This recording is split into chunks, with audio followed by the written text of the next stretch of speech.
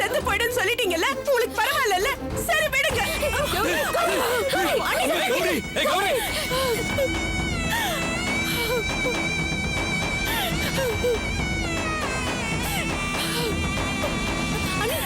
அண்ணி வேண்டாம். நீ அம்மா விடுங்க மாமா, விடுங்க. என்ன விடுங்க.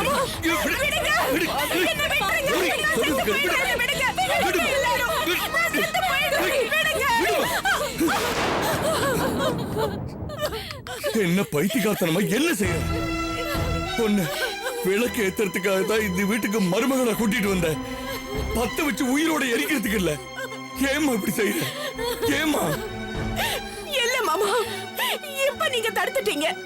ஆனா நான் இங்கே இருந்தேனா, நீங்க யாரும் இல்லாத நேரமா பார்த்து நான் செத்துருவேன். இது என் குழந்தை மேல சத்தியம். என்னம்மா இதுக்கு போய் இந்த பிஞ்சு குழந்தை மேல நீ இப்ப இந்த வீட்டை விட்டு போகணும், அவ்வளவுதானம்மா? அவ்வளவுதானே? வசந்த் கூட்டிட்டு போடா, கூட்டிட்டு போ. நான் வீட்டை விட்டு வெளியே போக மாட்டேன்ப்பா. போடா, வீட்டை விட்டு போடா. இல்லப்பா, நான் வெளியே போக மாட்டேன்ப்பா. உங்க எல்லாரையும் விட்டுட்டு நான் வீட்டை விட்டு வெளியே போக மாட்டேன்ப்பா. வேணா அவளை போக சொல்லுங்க. டேய், என் மேல உனக்கு மரியாதை இருந்துச்சுன்னா நீ இந்த வீட்டை விட்டு வெளியே போகணும்டா. என் மேல சத்தியம்டா.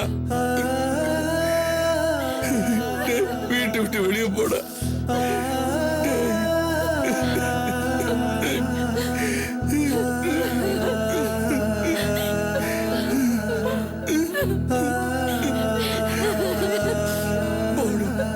போப்பா.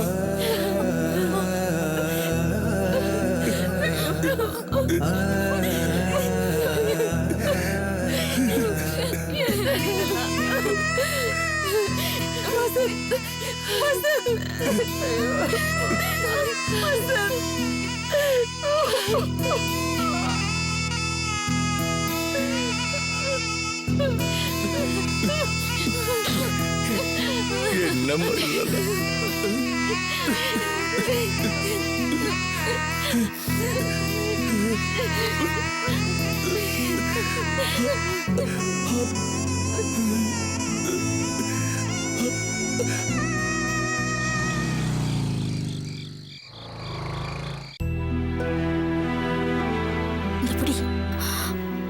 என்னக்கா?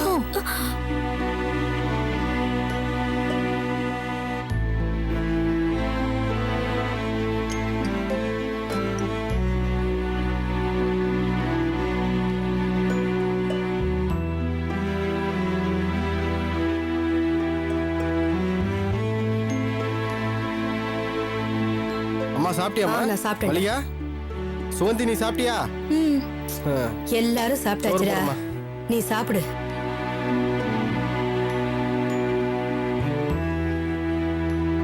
போதும்.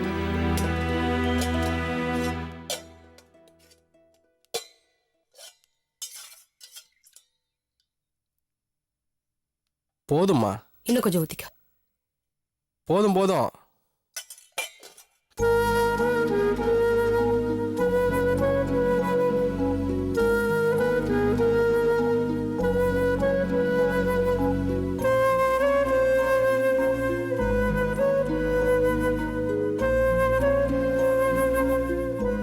பெரிய நாயகி கல்யாணத்தை மனசுல வச்சுக்கிட்டு உனக்கு பொண்ணு பார்த்தோம். நாம எதிர்பார்த்த மாதிரியே உனக்கு நல்ல பொண்ணு அமைஞ்சிட்டா. பெரிய நாயகிக்கு தான் இழுத்துக்கிட்டே இருக்கு.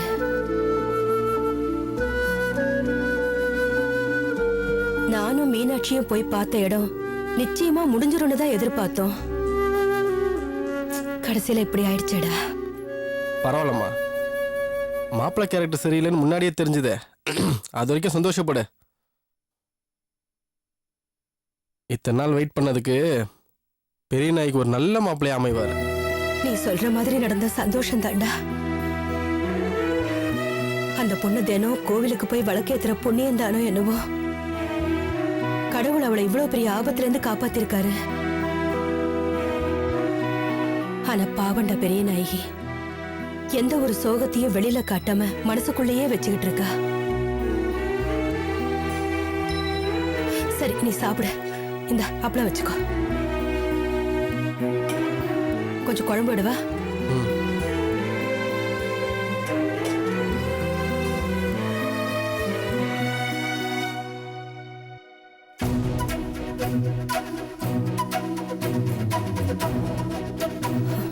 டேய், உன் கல்யாணமும் பெரிய நாய்க்கு கல்யாணமும் முடிஞ்ச உடனே சுகந்திக்கும் கல்யாணத்தை சீக்கிரம் பண்ணிடணும்டா.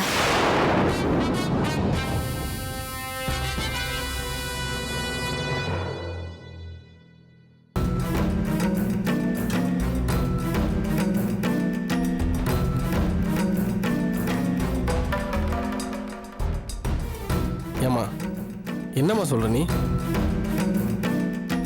முதல்ல பெரிய நாய் கல்யாணம் முடியட்டும். சுகந்தி இப்பவே என்ன அவசரம்?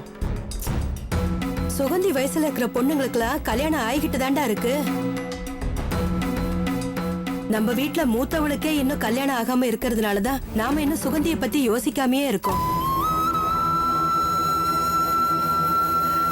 அதுவும் இல்லாம சமஞ்ச பொண்ணுங்களை வீட்டுல வச்சுக்கிட்டு இருக்கிறது வயித்துல நெருப்ப கட்டிக்கிட்டு இருக்கிற மாதிரிடா.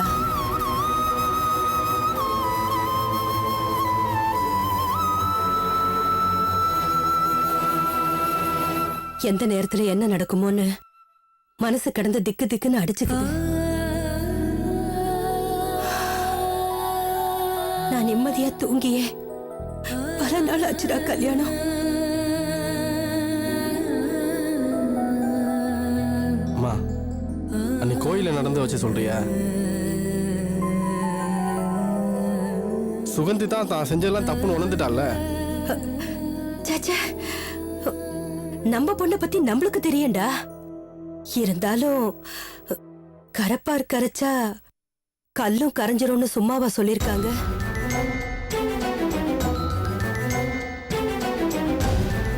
நீ ஒன்றும் பயப்படாதம்மா. அன்னைக்கு கோயில நடந்ததை பார்த்து அவனே பயந்துருப்பான். இனிமே சுகந்தி இருக்க பக்கம் கூட தலை வச்சு படுக்க மாட்டான். சுகந்தி, அதையும் மீறி அவன் உங்ககிட்ட ஏதாவது ஒம்பு பண்ணா சொல்லு, அவனை வெட்டி போடுவேன். என்ன சுகந்தி? அப்படிலாம் ஒண்ணும் நடக்க வேண்டாம்டா கல்யாணம். நீ அவனை வெட்டி போட்டுட்டு ஜெயிலுக்கு போயிட்டீன்னா எங்களுக்கு யாருடா இருக்காங்க?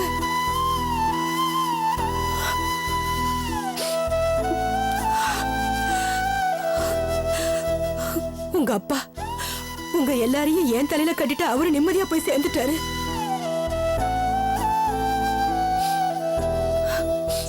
எப்படியோ கஷ்டப்பட்டு உங்களெல்லாம் இத்தனை நாள் வளர்த்துட்டேன்.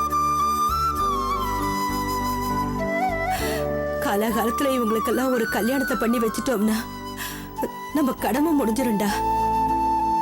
அதுக்கு தானே கல்யாணம் சொல்றேன்.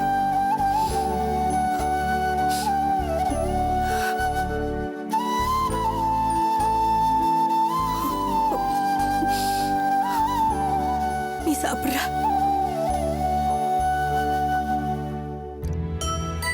பெரிய புயல் அடிச்சு ஓஞ்ச மாதிரி இருக்கு. நம்ம வீட்டுல இப்படி எல்லாம் நடக்கும்னு நான் எதிர்பார்க்கவே இல்லை மகா. ஒரு குடும்பத்துல ஒரு கல்யாணம் முடிவாச்சுன்னா எவ்வளவு சந்தோஷமா இருக்கும். ஆனா நம்ம வீட்டுல ஏன் இப்படி? நான் என்ன பாவம் செஞ்சேன் மகா? இத்தனை வருஷத்துல நீங்க போலீஸ் ஸ்டேஷன் வாசல கூட மிதிச்சது இல்ல. நம்ம புள்ள உங்களை கொண்டு போய் அங்க உட்கார வச்சு புண்ணியத்தை கட்டிக்கிட்டா. அம்மா, நடந்தது நினைச்சு வருத்தப்பட்டு ஒன்னும் ஆக போறதில்ல. அமைதியா இருங்க. அப்பா மத்தியானத்துல இருந்து சாப்பிடவே இல்ல. அப்பா சாப்பிட்ட மாத்திரை போடணும்ல, வாங்க. ஒரு நாளைக்கு மாத்திரை போடலன்னா செத்தா போயிட போறேன்.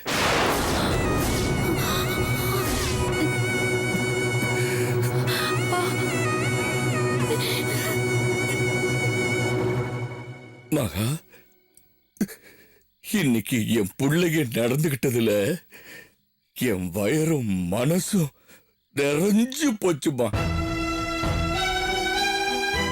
அது போதும் போதும். ஒரு கல்யாண சாப்பாடு சாப்பிட்ட திருப்தி திருப்தி.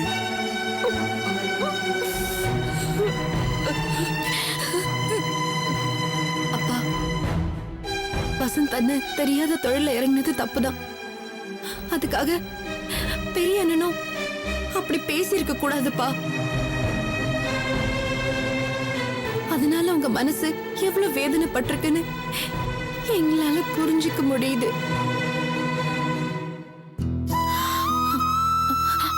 மாமா, சின்னவர் ஏதோ தப்பு பண்ணி இருக்கலாம்.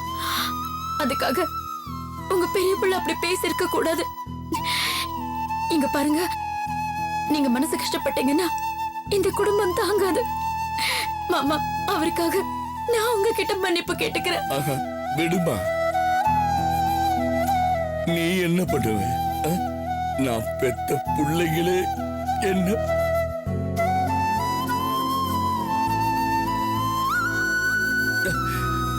அம்மா, வினோத்துக்கு சின்ன வயசுல பேச்சு வரல.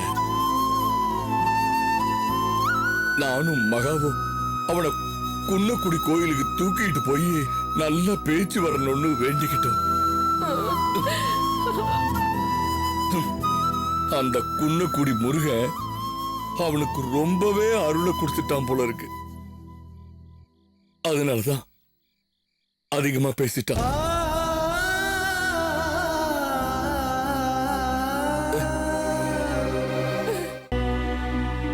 வசந்த் 8ஆம் கிளாஸ் படிக்கும்போது ஒரு தடவை கொடைக்கானலுக்கு எக்ஸ்கர்ஷன் போயிருந்தான்.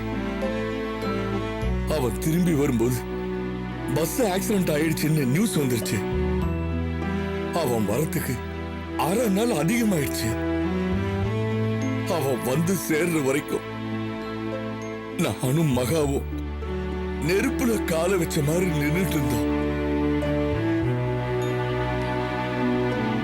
அந்த 1/2 நாள் எங்களுக்கு 5 வருஷம் மாதிரி தெரிஞ்சிச்சு. இன்னைக்கு அதே புள்ளைய என் வசந்த நானே வீட்டை விட்டு அனுப்பிச்சிட்டேனே. பாவிமானா.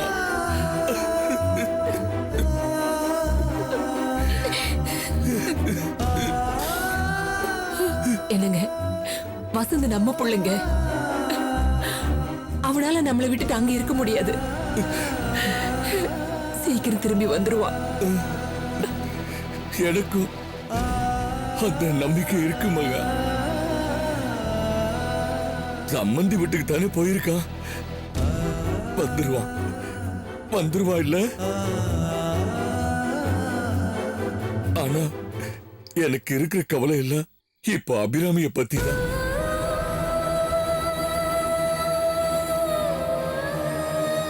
அவ கல்யாணத்துக்காக வச்சிருந்த பணத்துல இருந்து 3 லட்சம் ரூபாய போலீஸ் ஸ்டேஷன்ல கொண்டு போய் கட்டிட்டேன். இப்போ இப்போ அந்த பணத்துக்கு நான் என்ன பண்ணுவேன்னு எனக்கு தெரியல.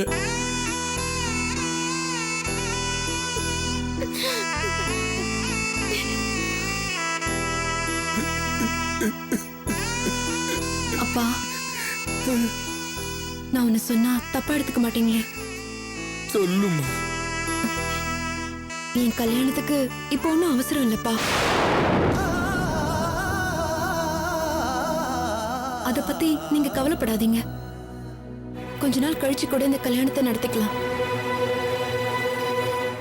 இல்லம்மா, இல்ல. ஓ, கல்யாணத்துக்கு நாள் குறிச்சாச்சு. அதே நாள்ல உன் கல்யாணம் நடந்தே ஆகணும். நடக்குமா? நடக்கும். இந்த திருமலை உயிரோட இருந்தா நிச்சயமா உன் கல்யாணம் நடக்குமா? நடக்கும். அப்பா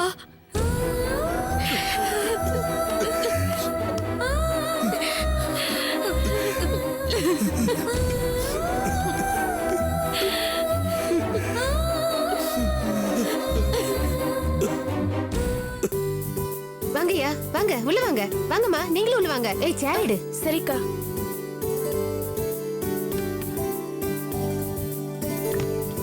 உட்காருங்க. வாங்க, ஏன் அங்கேயே நிக்கிறீங்க? வாங்க உட்காருங்க. வாங்கம்மா உட்காருங்க. அம்மா இங்க. அம்மா பின்னாடி இருக்காங்க. ஒரு நிமிஷம் இருங்க, வந்துடுறேன். பேர் என்னம்மா? மல்லிகா. படிக்கிறியா? என்ன படிக்கிற? +2. ஓ, அக்கா அந்த பக்கம் போடு. சிவகாமி அக்கா, கொஞ்சம் வா. ஏன் உள்ள வந்து யார் வந்திருக்காங்கன்னு பாரு. யார் வந்திருக்காங்க? நீ வந்து பாரு. நீ வந்து பார்த்தா ஆச்சரியப்பட்டு போயிடுவ. இருடி இரு. இந்த இது டிஃபனுக்கு போதுன்னு நினைக்கிறேன். கொண்டு போய் உள்ளவே. நீ வா யார் அக்கா, வந்திருக்காங்க? வந்து பாரு. யாருன்னு தான் சொல்ல. வா சொல்றேன். இவங்க அவங்க ஆமா அக்கா. இங்க எதுக்கு வந்திருக்காங்க? நீ வா, ஏன் சொல்றேன்.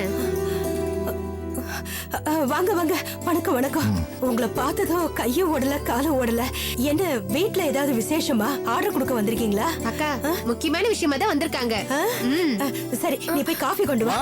வா கல்யாணம். வா கல்யாணராமா, நீ வந்துட்டியா? நல்ல நேரத்துல தான் வந்திருக்க. கல்யாணராமா, அன்னைக்கு ஒரு கிரக பிரவேசத்துக்கு டிஃபன் ஆர்டர் கொண்டு போய் சப்ளை பண்ணோம்ல, ஆமா. அது இவங்க வீட்டுக்கு தான். என் புள்ள கல்யாணராமா. வணக்கம் சார். வணக்கம்மா. வணக்கம் தம்பி. வணக்கம். சிவகாமி அக்கா, சுத்தி வளைச்சு பேச வேண்டாம். நேர விஷயத்துக்கே வரேன். இவங்க அவங்க பையனுக்கு நம்ம பெரிய நாயகிய பொண்ணு கேட்டு வந்திருக்காங்க.